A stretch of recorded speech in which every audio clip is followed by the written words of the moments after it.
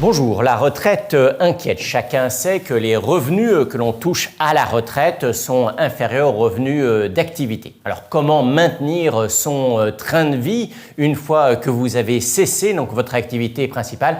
C'est la question que l'on va aborder aujourd'hui avec Myriam Castel. Bonjour. Bonjour. Vous êtes responsable de l'équipe épargne retraite de GMF Vie. GMF vient de commercialiser un nouveau plan d'épargne retraite, PER Cadenceo. Alors, on va prendre un petit peu de hauteur et on va s'interroger sur ce placement qui est aujourd'hui le seul placement financier dédié exclusivement à la retraite, avec une petite actualité, je ferme la parenthèse, j'ouvre la parenthèse plutôt, puisqu'on va fêter les 5 ans de ce placement. Alors, de façon très pratico-pratique, qui peut souscrire aujourd'hui un PER et en particulier le PER Cadenceo ? Ce PER, effectivement, peut être souscrit par toute personne majeure. On peut le souscrire lorsqu'on est salarié du secteur privé, on peut le souscrire lorsqu'on est salarié du secteur public, on peut être fonctionnaire et également travailleur non salarié. Comment fonctionne le produit? Il y a une phase d'épargne et puis il y a une phase de retraite, c'est bien ça? Pendant la première phase de vie de ce contrat, c'est ce qu'on appelle la phase d'alimentation de ce contrat. Et donc l'assuré va pouvoir verser sur ce contrat. Deux modalités s'offrent à lui. D'abord, une modalité, je dirais, de gestion totalement libre. Il va pouvoir, au gré des liquidités dont il dispose, pouvoir verser à un instant T sur son contrat. Une autre modalité, c'est ce qu'on appelle les versements programmés. Donc là, c'est un petit peu différent. L'assuré va faire le choix chaque mois de verser un certain montant sur son contrat, par exemple 100, 200, 300 euros.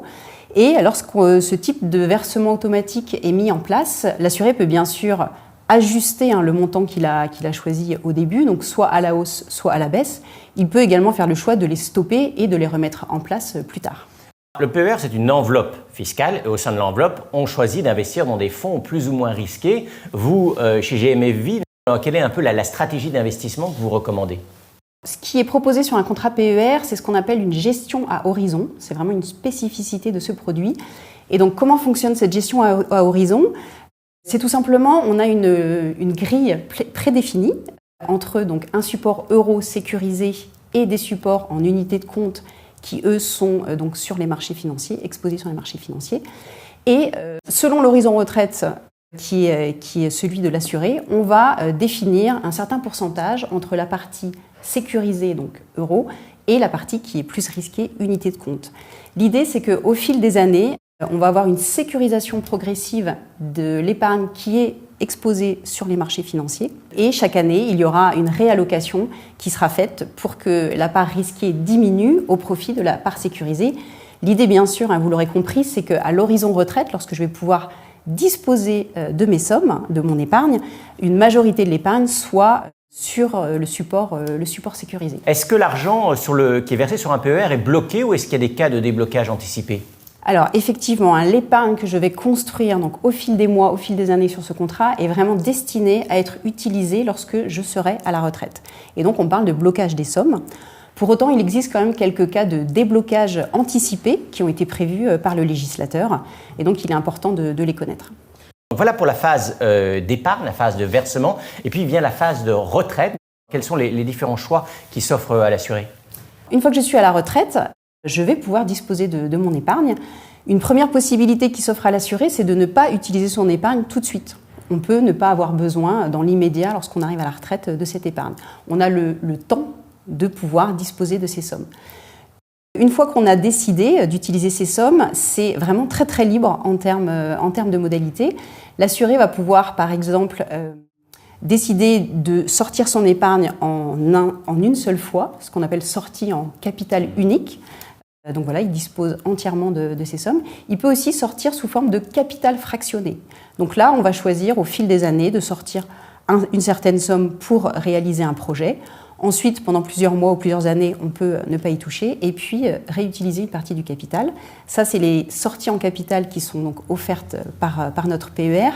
Et on a également une sortie possible en rente. Là, pour un assuré qui souhaite avoir un revenu récurrent chaque mois jusqu'à son décès. On peut choisir également une sortie en rente. Le PER, je le rappelais en introduction, cartonne, donc c'est un placement qui a 5 ans. S'il cartonne, c'est notamment à cause de la fiscalité, puisqu'il y a un avantage fiscal à l'entrée. Est-ce que vous pouvez un tout petit peu nous donner des détails? Quel est cet avantage fiscal? Effectivement, on a dit que les sommes étaient donc bloquées pour être utilisées à la retraite. Et donc, en contrepartie de ce blocage des sommes, il y a la faculté d'avoir une déduction fiscale. Donc, comment est-ce que ça marche? Je peux choisir donc de faire des versements volontaires déductibles. Et donc, quand on parle de déductibilité, on va parler de déduire les sommes que l'on a versées de son assiette d'imposition. Par exemple, je gagne 50 000 euros, je verse 5 000 euros par an, je déduis 5 000 euros de ma base soumise donc à l'impôt sur le revenu. Et donc, si je suis, comme beaucoup de cadres, à un taux marginal d'imposition de 30%, ben, j'économise 1 500 euros d'impôt. C'est ça. Les 50 000 euros d'imposition sont finalement imposés à hauteur de 45 000 euros. Alors, donc il y a un avantage fiscal à l'entrée. Par contre, à la sortie, alors les sommes retirées sont imposées. Les sommes retirées sont effectivement imposées et elles sont soumises au barème donc, de l'impôt sur le revenu au moment de la sortie. Merci beaucoup Myriam Castel d'être venue nous présenter donc, les spécificités du PER Cadenceo. Et on a bien compris qu'effectivement en matière de retraite et CO revenu, nous sommes 100% sur la même longueur d'onde. Le mot-clé c'est anticipation. Il faut commencer à épargner tôt pour pouvoir maintenir votre niveau de vie une fois en cessation d'activité. À bientôt sur lerevenu.com pour d'autres vidéos. Merci.